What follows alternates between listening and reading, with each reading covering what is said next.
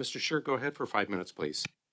Thanks very much. I thought just to correct the record from the misinformation that the Liberal MP started off his round with, I would just read for the record the letter that you received from Environment Canada on May 14th that said, the data the department is providing contains unpublished information. As such, I request you to ensure that this information is used for your office's internal purposes only and is not published or further distributed. Liberals also had many, many days where they could have published it themselves, and it was only until the opposition put a production order on notice in the House of Commons that they ended up publishing it themselves. So first question I have, is this normal? Do you often receive requests from government departments not to release or publish information that they provide to you? It happens, especially when it's confidential data related to third-party information, for example, commercially sensitive data or national security issues. So it happens when we dealt with the EV subsidies for battery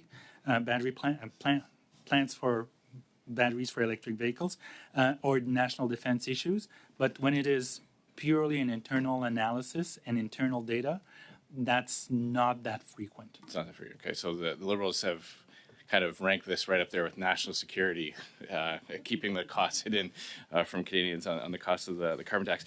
Have you had a chance to look at what the Environment Department has published on the website? Chris?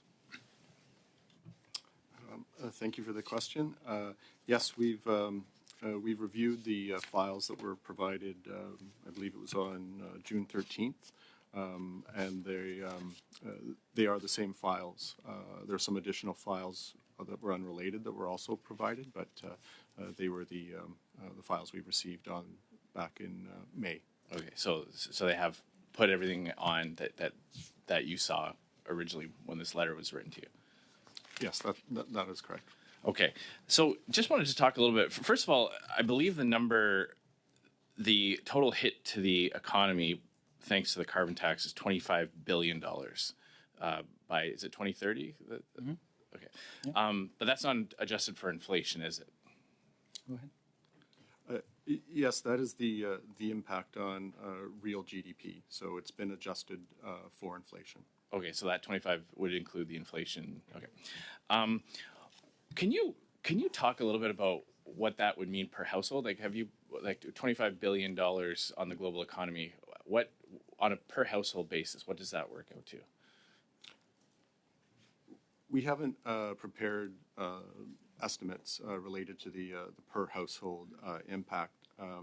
For us, the GDP data that was provided was useful to compare to our previous results, but also more important and used in our actual analysis is the impact on let's say investment income and labor income in the economy. So these would be the channels through which households would be impacted, and those impacts are somewhat larger than the GDP impact. But our plan was to, as part of our updated analysis of the distributional impact of carbon pricing, we wanted to incorporate the results that Environment and Climate Change Canada provided us, to provide a sort of a second set of results if parliamentarians and outside organizations had concerns with our model, we use their model. Sorry. So sorry, I only just got told I only have about a minute left. So just very quickly, do you still stand by your conclusion that the majority of Canadians are worse off with the carbon tax when you factor in all those economic costs, lost wages, lost investment opportunities, those types of impacts? As a result of the fuel charge and the carbon pricing regime at large. So it's including the output-based pricing system. Okay. Well, one more quick question. Sometimes the Liberals criticize your reports because they say you haven't factored in the cost of climate change. But my understanding is that is because with or without the carbon tax, Canada will experience consequences from climate change. Is that correct? In other words, that the carbon tax doesn't magically wave away the impacts that Canada, it doesn't create a bubble around Canada at all. So can you just confirm that under both scenarios, with or without a carbon tax, the cost of climate change would still be felt by Canadians? I'm not a climate scientist, but based on the scientific consensus, it needs concerted global action for climate change to stop getting worse. So Canada acting alone is not sufficient. So yes, that's as much of a confirmation as I can give, So even with the carbon tax, Canadians will continue to pay the cost of climate change. unless everybody else reduces their emissions significantly. Thank you very much. Mr.